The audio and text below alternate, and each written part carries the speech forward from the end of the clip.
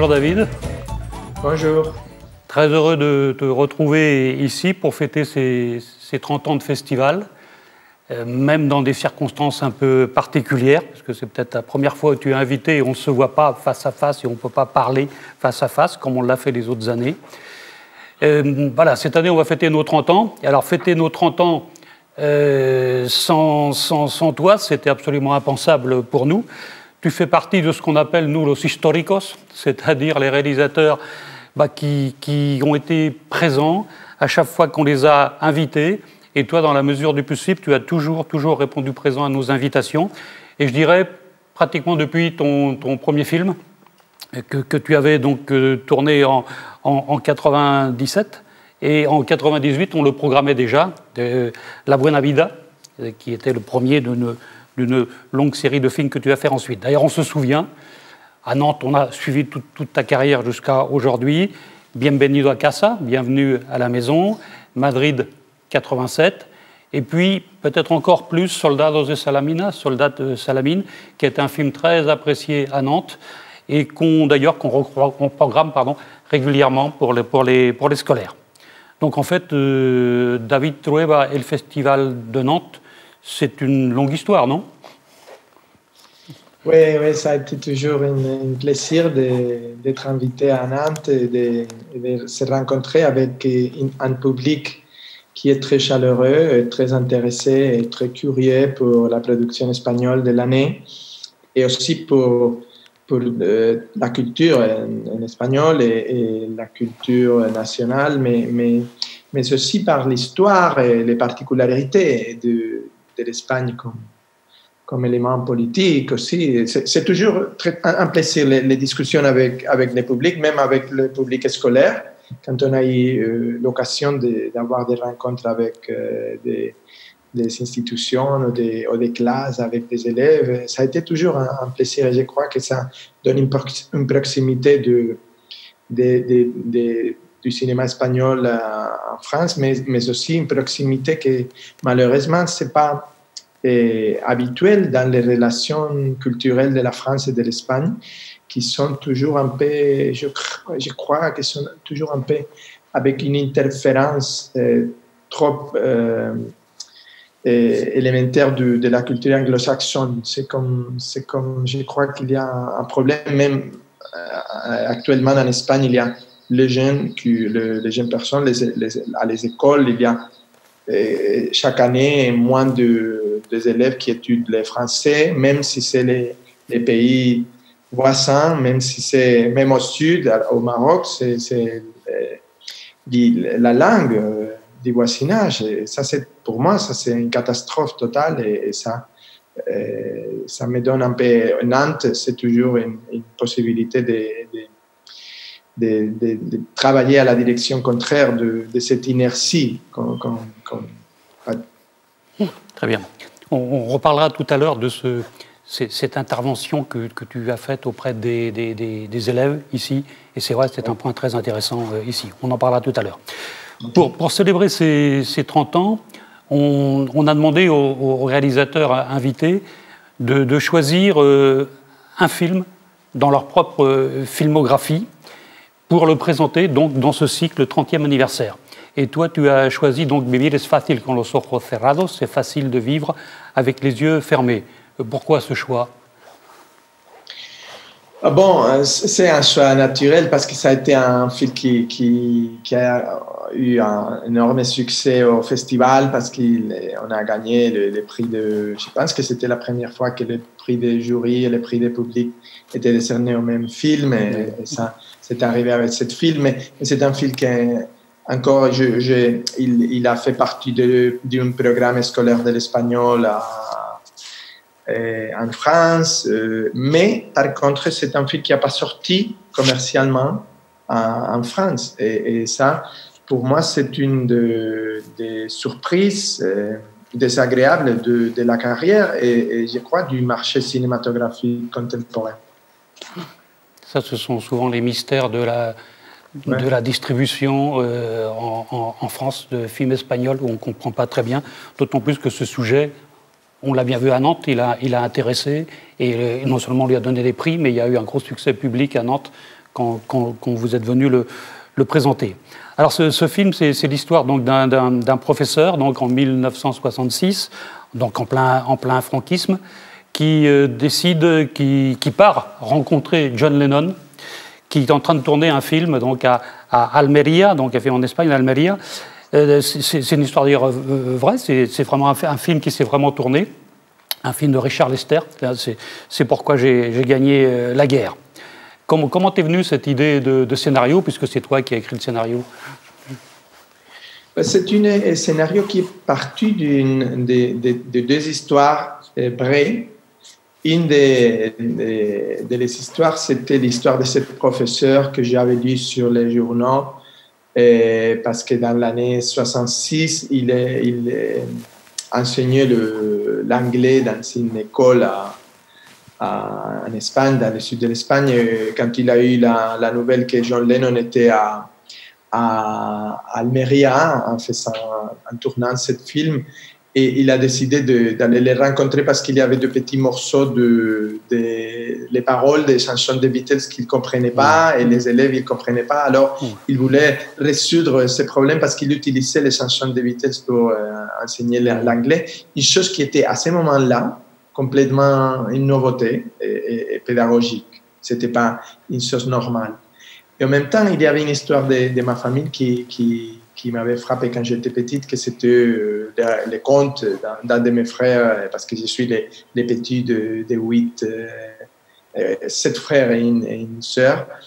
Mais le deuxième d'eux, dans les années 60 aussi, à la fin des années 60, il avait quitté la maison parce qu'il voulait avoir les cheveux longs, il voulait faire partie un peu de la mode de cheveux longs des Rolling Stones, des Beatles. Et mon père, il était une personne très autoritaire, très catholique, très de discipline un peu militaire. Et alors, mon frère, il avait quitté la maison pendant 3 jours. C'était une drame familiale qui se racontait toujours.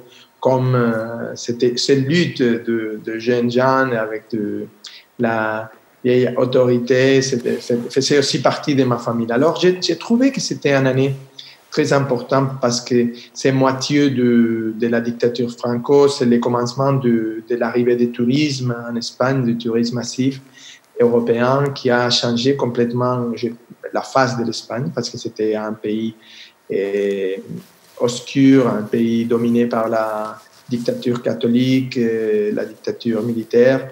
Et le tourisme, il a eu un effet un peu contradictoire parce qu'il a donné l'argent suffisant franco pour arriver à la mort au lit, sans une contestation sociale. Mais en même temps, ça a changé complètement socialement et personnellement les gens parce que c'est la culture française, la culture suédoise et les anglo-saxons qui est arrivé en Espagne et a changé un peu la population et la tête des gens. Alors, j'ai voulu faire un film sur le passé, mais spécialement pour ce que j'appelle la révolution intime. Parce qu'on parle toujours dans les films de la révolution extérieure, un peu la révolution publique et politique, et on ne parle jamais de révolution intime. Je crois que les grandes transitions sont à la famille, sont à l'intimité des personnes. Et quand on voit par exemple l'échec des révolutions populaires dans des pays islamiques dans les dernières décennies, je crois que le problème, c'est que la révolution ne s'était pas faite dans l'intérieur des familles. Ce n'était pas encore une révolution, comment on dirait, culturelle, de l'intimité, de la vie particulière, des rapports personnels, amoureux, sexuels. Mais on ne peut pas arriver à une révolution politique quand on n'a pas fait la révolution à la maison. Et en Espagne, c'était pendant les années 60 qui s'est fait, je crois, la révolution à l'intérieur des familles. Il y avait les enfants, les jeunes, qui ont changé la mentalité des parents. Les parents, ils avaient vécu la guerre civile à la fin des années 30, mais les gens qui arrivaient dans les années 60 avec une puissance incroyable ne connaissaient pas la guerre et ils voulaient vivre sans les contraintes militaires et catholiques de l'Espagne. Ils ont fait cette révolution à la petite famille, dans l'intimité. Moi, je pense que c'est une chose qui ne s'est jamais racontée dans un film.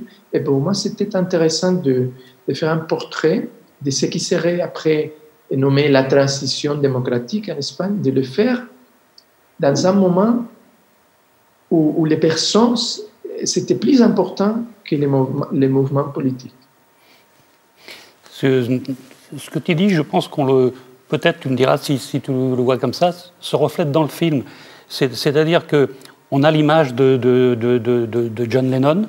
Donc John Lennon, d'ailleurs, qui écrit d'ailleurs cette célèbre chanson « Strawberry Fields Forever » pendant le tournage. Et c'est là que tu en tires le titre du film, d'ailleurs, parce que c'est voilà, l'un des vers de cette chanson.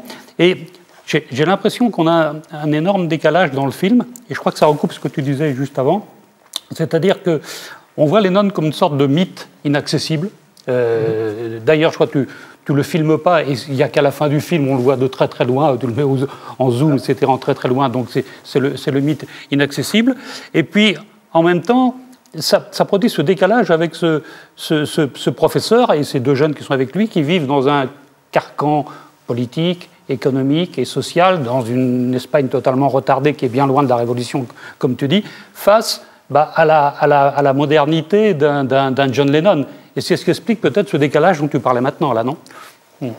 Oui, c'est un peu, pour donner un contexte, je crois que les chansons des Beatles, spécialement les rock and roll, mais les chansons, les paroles des chansons, ils ont contribué à faire une petite révolution sociale contre l'idée d'autorité.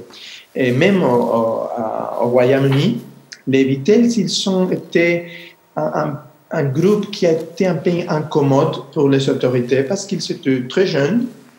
On doit penser que quand les Beatles ils ont fini l'association du groupe, ils n'avaient pas encore 30 ans. Alors, c'est un groupe de jeunes gens, très jeunes. Et quand Lennon il était en Espagne, il avait 26 ans. Et il avait fait une carrière complète. Mais il représentait un peu la réponse contre l'autoritarisme, contre les pouvoirs de ancien régime. Et alors ça, en Espagne, il a un effet encore plus révolutionnaire parce que le franquisme, c'est l'idéal de l'autoritarisme, c'est encore plus que dans une démocratie un peu comme l'anglaise ou le Royaume-Uni ou les États-Unis. Mais en Espagne, c'était encore pire parce qu'il n'y avait pas la liberté, il y avait seulement que l'autoritarisme. Alors, c'était très révolutionnaire. Même si le professeur, il n'avait pas une intention politique quand il étudiait les paroles des chansons des Beatles, il a un esprit révolutionnaire dans cette chanson. Et ça, c'est un esprit de révolution culturelle. Je crois que la culture, c'est toujours, même la culture massive, la culture populaire, il a toujours un pouvoir d'influence sur la société. Et quand Lennon il est venu en Espagne, il était dans une crise personnelle. Et c'est très bizarre parce qu'il a fait ces chansons très obscures dans le sens profond qui s'appelle Strawberry Fields Forever. Et quand j'ai commencé à travailler sur le film, j'ai étudié qu'est-ce qu'il racontait de cette chanson qu'il avait composée en Espagne. Et une chose très, très, très intéressante, c'est que quand il a vu le sud de l'Espagne, il a eu un souvenir de son enfance à Liverpool, spécialement de cet endroit où sa tante lui laissait jouer pendant les week-ends, que c'était comme une espèce d'orphanage qu'il y avait en face de la maison de la tante de John Lennon, qui s'appelait Strawberry Fields. Et c'est pour ça que la chanson a ce nom, Strawberry Fields Forever, parce que c'est une chanson qui réclame l'esprit d'enfance pour toujours.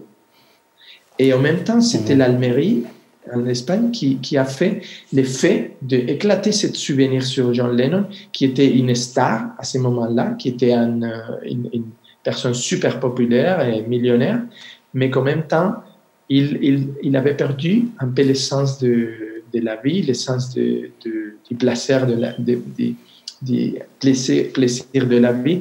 Alors, il a vu la pauvreté de le sud de l'Espagne et il a dit, ça, je me souviens quand j'étais pauvre, quand j'étais un petit fils sans père. Et j'aime ça, j'aime ce souvenir parce que c'est mes racines, c'est l'origine de tout. Alors, il a fait cette chanson très importante. Alors, ça a donné un peu toute l'idée de ce voyage pour le film qu'il voulait faire un portrait dans le film. C'est vrai qu'on a toujours dit que c'est une chanson peut-être la plus étrange de John Lennon, la plus énigmatique, mais en même temps, ça marque aussi une étape importante et un changement dans la carrière de Lennon, parce que ses meilleurs textes viennent juste après. C'est à partir de 66, 67.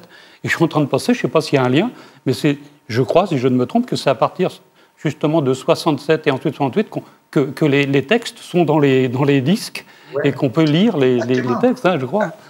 C'est le professeur qui est parti pour rencontrer John Lennon, qui s'appelait Juan Carrion, qui était un homme magnifique et qui est devenu mon ami pendant les années qu'on a fait le film et après, parce qu'on a fait beaucoup de choses ensemble. On est allé dans des écoles, on est devenus amis. Il avait presque 90 ans quand j'ai fait le film.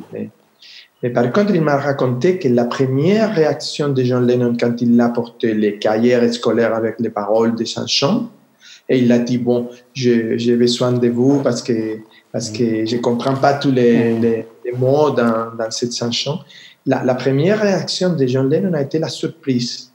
Il n'avait jamais pensé que quelqu'un utiliserait ces paroles et ces œuvres pour la scolarisation, pour la pédagogie.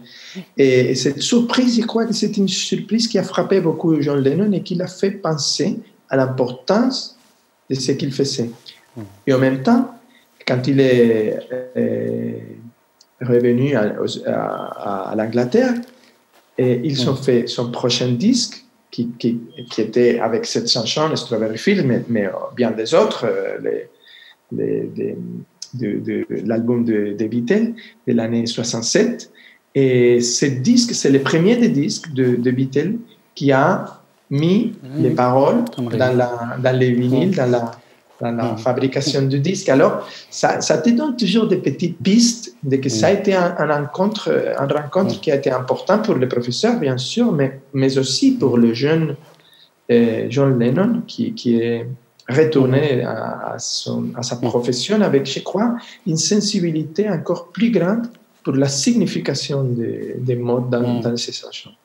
Donc tu veux dire qu'on a pu lire les textes de Sgt. Pepper's ou du disque blanc grâce à Juan Carrion, finalement, parce qu'il y a peut-être une incidence, même en plaisantant, mais pas impossible. Oui, c'est impossible à l'affirmer d'une façon rotune, mais c'est une possibilité. C'est une possibilité bien claire. Et ça, je crois que ça nous donne aussi la relevance des gens sans importance dans la vie. C'est une chose qui est très, très présente dans tous mes films. Je crois que tous mes films sont des petits fresques historiques, parce qu'il est très important le contexte, toujours pour moi, le contexte social, le contexte politique de mes films. Ce qui est l'essentiel pour moi, c'est de mettre des personnes anonymes, des personnes sans importance dans ce contexte social et d'expliquer aux gens que l'histoire s'est faite par des hommes communs. Ce ne sont pas les hommes à majuscules, les personnages historiques qui font l'histoire. Ce sont les gens, toujours. Nous, c'est à nous-mêmes de changer l'histoire, de changer ce qui nous l'entourage de notre vie. Et justement, si on considère le contexte politique et historique de l'époque, et puis les personnages, comme tu dis, c'est des personnages comme tout le monde, un professeur, deux jeunes en rupture de banc, et ce professeur, est-ce que, comme symbole, est-ce qu'on ne pourrait pas voir, c'est une sorte aussi d'acte de rébellion à leur niveau, le fait de vouloir absolument voir John Lennon, d'aspirer à autre chose, alors qu'eux-mêmes déjà sont en rupture, les deux jeunes, comme je disais, sont en rupture familiale, et le professeur, c'est un professeur d'anglais, et à l'époque, être professeur d'anglais, d'abord on parle pratiquement pas anglais, et puis on l'enseigne encore moins, c'est-à-dire c'est un petit peu déjà à contre-courant. Est-ce qu'on peut voir ça comme un petit geste de rébellion dans ce contexte-là de l'époque ? Bien sûr, le film, c'est un film qui raconte les rencontres accidentelles de trois personnages, qui sont le professeur, une jeune fille enceinte et cet jeune homme qui a quitté la maison parce qu'il voulait avoir les cheveux longs. Ces trois personnages, ils se rencontrent à la route et ils font des voyages ensemble. Mais ce qui est important, c'est que tous les trois, ils sont en fuite de l'autorité. Ils sont en fuite d'une façon de faire les choses à la société espagnole des années 60, que c'était toujours l'imposition des idées de l'autorité. Et pour moi, c'est très important parce qu'ils ouvrent avec l'amitié qu'ils partagent pendant les jours qu'ils partagent dans les films. C'est la naissance d'une amitié, mais une amitié basée dans le sens pas de l'autorité, mais dans le sens de la collaboration, dans le sens de l'amitié, dans le sens de l'empathie entre les trois. Et c'est un changement complet comment dirais, de l'image de l'importance. Non? Et le film commence avec trois démonstrations de cette autorité qui, pour moi, sont des démonstrations pathétiques et frustrantes de l'autorité parce que je pense que la seule autorité, c'est l'autorité gagnée par toi-même, pas imposée. Alors, c'est un film sur la liberté. C'est un film sur la liberté d'être, même si tu vis dans un système politique oppressant, tu peux être libre. Et moi, je pense que ça, c'est qui a changé la société espagnole avant la chute du franquisme, avant la mort de Franco. C'était la société qui avait changé. C'était une société plus démocratique, plus libertaire, qui faisait une pression sur les politiques pour les changements. D'accord. Ton personnage central est un enseignant. Dans le livre que nous allons publier sur les 30 ans de festival et que nous t'offrirons avec plaisir parce que tu vas retrouver de souvenirs et tu es très présent dans le livre, il y a une photo de toi qu'on aime beaucoup. C'est une photo, puisqu'on est dans l'espace Cosmopolis, juste à côté, dans le grand forum, où tu es devant la salle pleine de jeunes. Et tu débats avec eux, justement, juste après la projection de Vivir es fácil con los ojos cerrados. Et tu en parlais déjà un petit peu au début. J'ai l'impression que pour toi, l'idée de transmission est importante, et aussi d'ailleurs le rôle tout simplement du professeur dans la société, c'est des choses importantes pour toi. Oui, pour moi, l'école, c'est l'espace public de construction de la société. Et je pense que l'échec des écoles, c'est l'échec de la société. Et il faut se relationner avec les gens. Il ne faut pas laisser que tout l'apprentissage des gens parvient de la technologie ou du marché. Je crois que c'est très important que la culture, la préparation, l'investigation, la sensibilité, ça nous donne une nouvelle jeunesse, ça nous donne un nouvel monde. Parce que si on ne change pas, et on ne change pas les gens qui sont à l'école maintenant, on ne fera rien.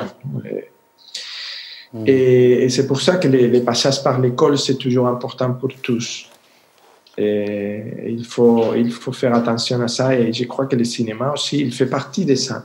Il fait partie d'une école. Pour moi, quand je me souviens, quand j'étais jeune, c'était très important quand j'ai commencé à étudier le français, quand j'ai commencé à étudier l'anglais, c'était d'écouter la musique de ces pays, c'était de voir le cinéma, de lire des livres dans ces différents langages, dans ces différentes cultures.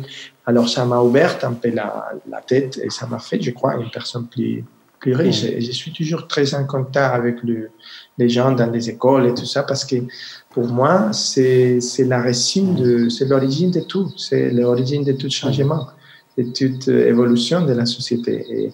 Et quand je vois comme la société a fait des professeurs, des enseignantes, a fait comme une caste, comment on dirait, sans intérêt, comme une fonctionnaire sans importance. Moi, je crois que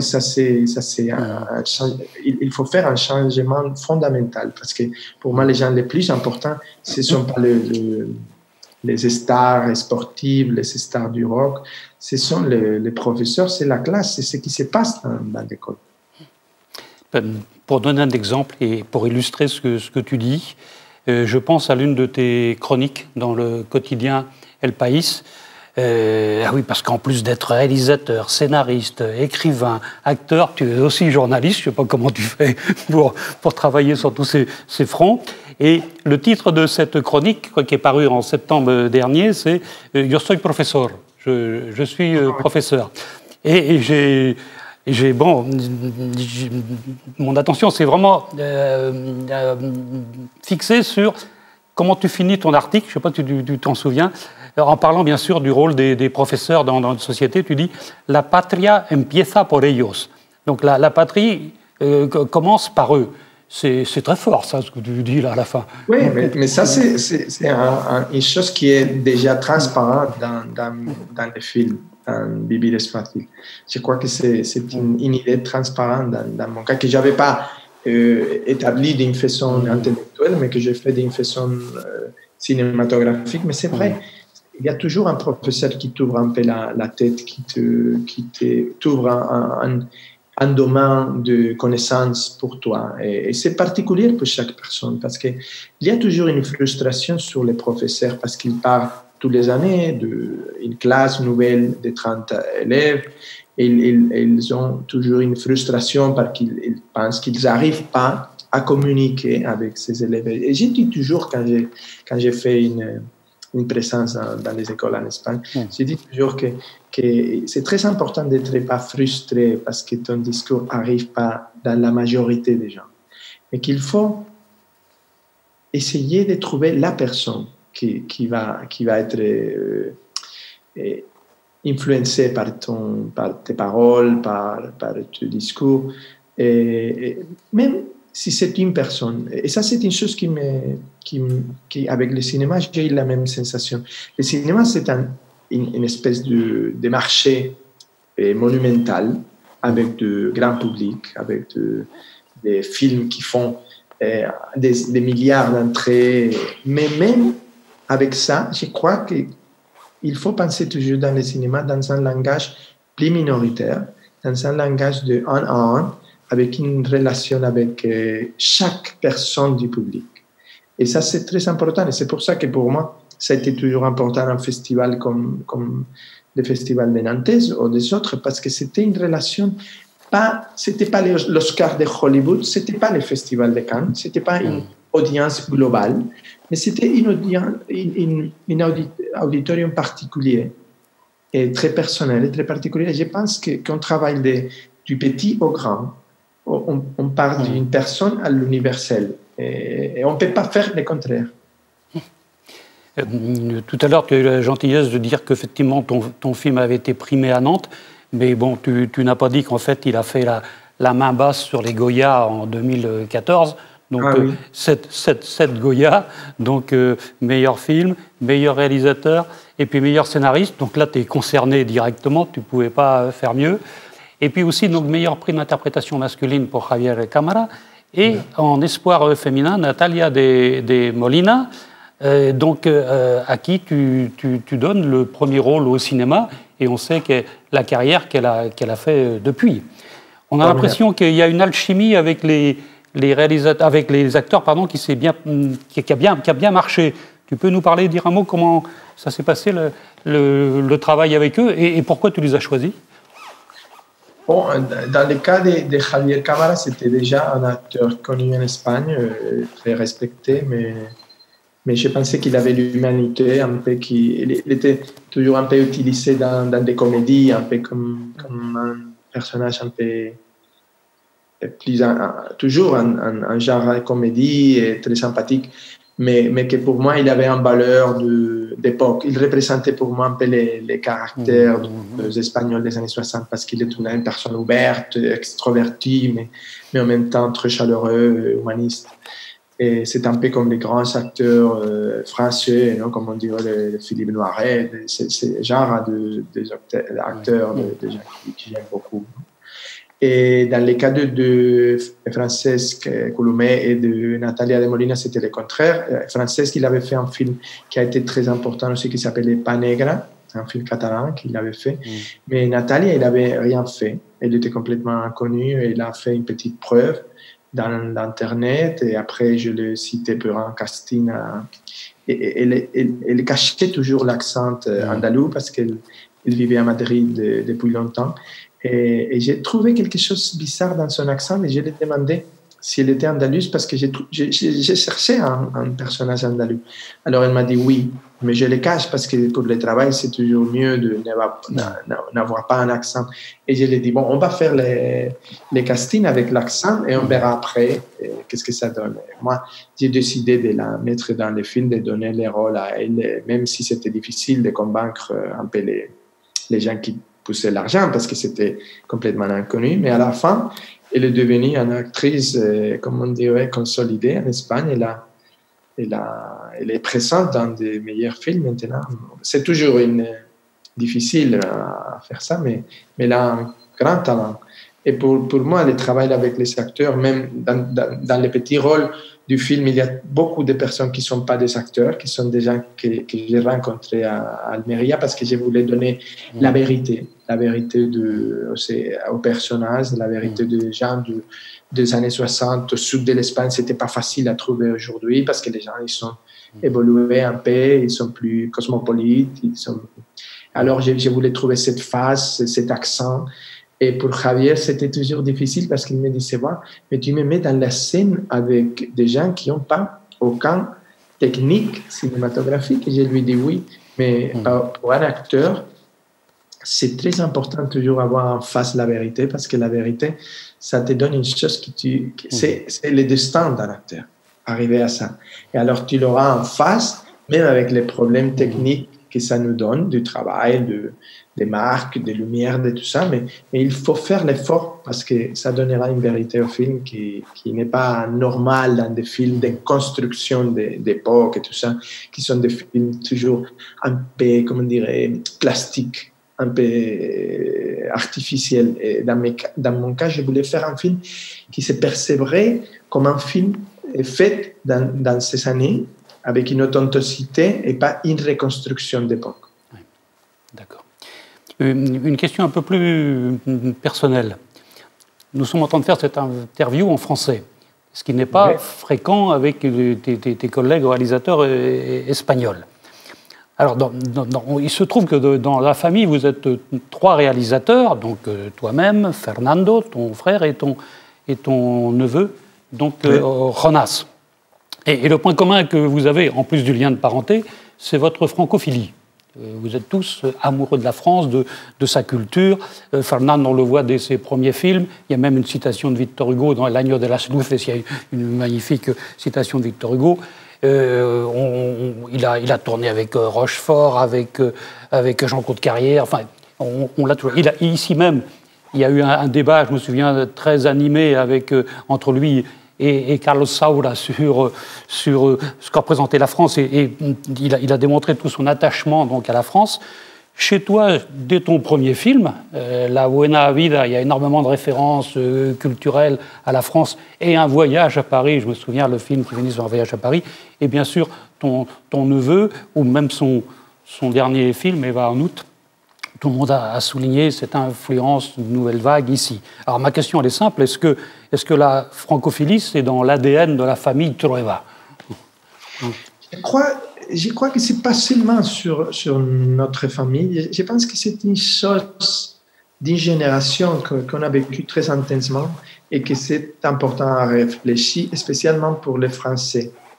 Je crois que la France, il doit faire comme pays, doit faire une réflexion de ce que la France signifiait dans les années 60, dans les années 70 pour le monde.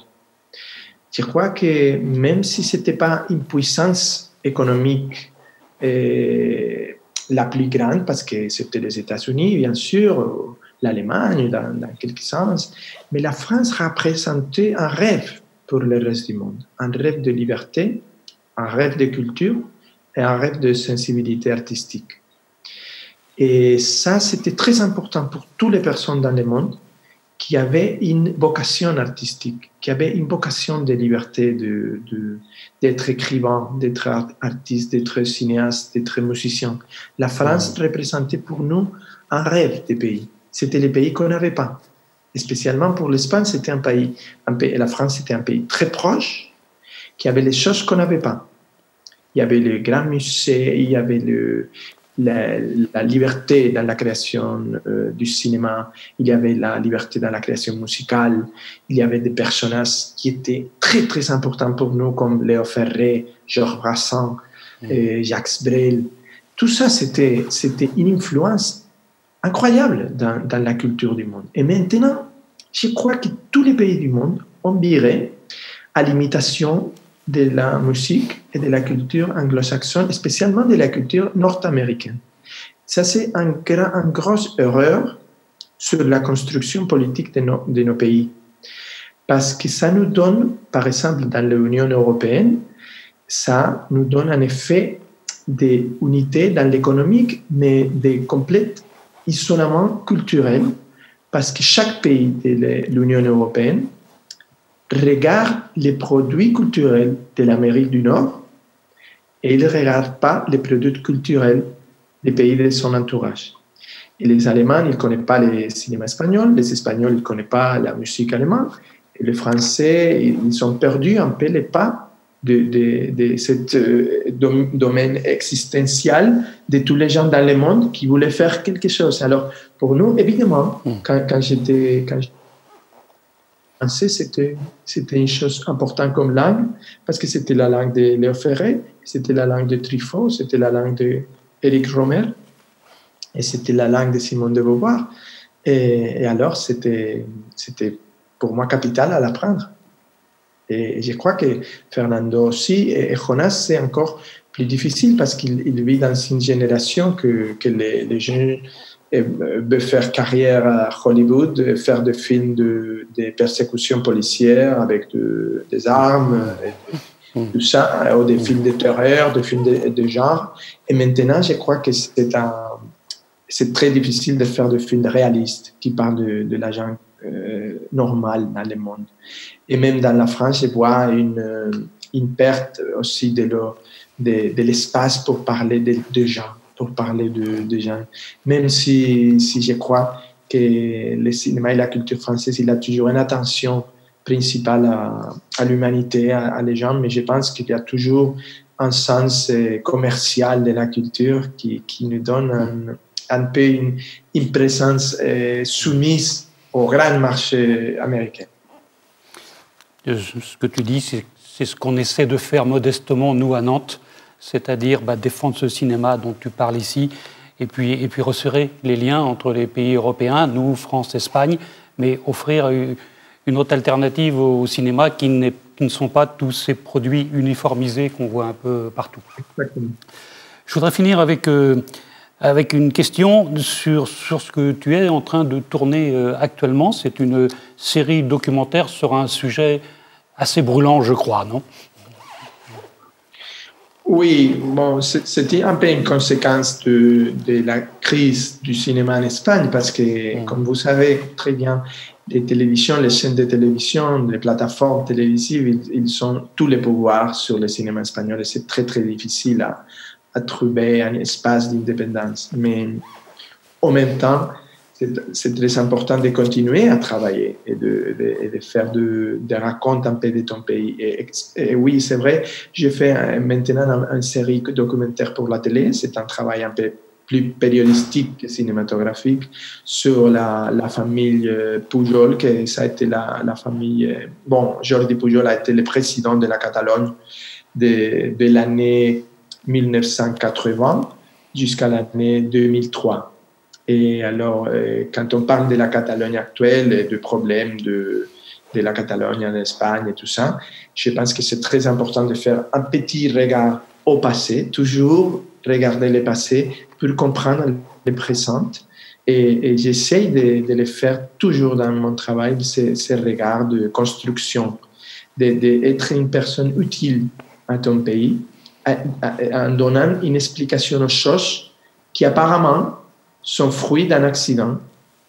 Et je crois que toutes les choses qui arrivent dans un pays sont fruits d'un procès, d'un continuum, et spécialement les problèmes de la colocation de l'Espagne, de la Catalogne, des Pays-Bas. Ça c'est un procès long, que je crois qu'il y a des particularités très intéressantes et qu'il doit être étudié dans la profondité de tous les éléments, même les éléments de corruption politique aussi, les éléments patriotiques, les éléments de rêve, d'identité, etc. Mais ça, c'est très important de le faire avec honnêteté et bien sûr avec une espèce de chercher des problèmes, chercher des conflits, parce qu'il n'est pas... Je crois que le grand problème du monde actuel, c'est l'uniformité des opinions. Il y a des gens qui ont une opinion sur une chose, alors ils se mettent dans un groupe et ils ne sortent pas de ce groupe, ils lisent ce journal, ils regardent cette télé et ils parlent avec ces personnes. Et il y a l'autre groupe qui pense le contraire, mais il n'y a pas une relation entre les groupes, il n'y a pas une exploration du conflit, il n'y a pas un débat, il n'y a pas une conversation avec des points de vue différents.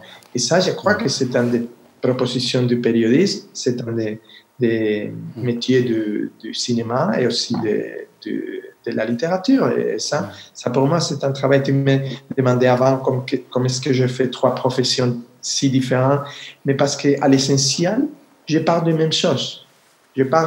J'essaye d'avoir les mêmes effets sur mon pays dans les 3 choses.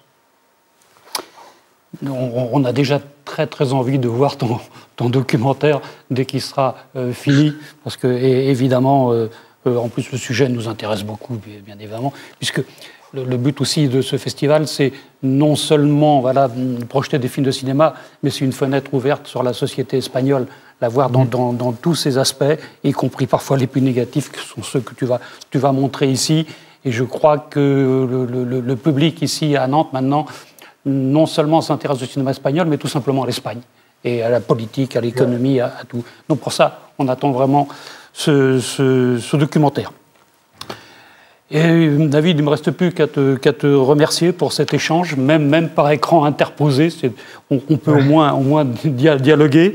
Aussi te remercier pour ta disponibilité, pour ta présence à ce festival. Comme je disais au début de cette interview, tu as pratiquement toujours répondu présent. Si tu ne tournais pas, tu étais là. Et puis surtout espérer te revoir à Nantes et pouvoir dialoguer, j'allais dire, en vrai. En vrai, c'est vrai. On espère. On espère. D'être à Nantes. Très bien. Encore une autre fois. À très bientôt, David, et merci. À bientôt. Au revoir.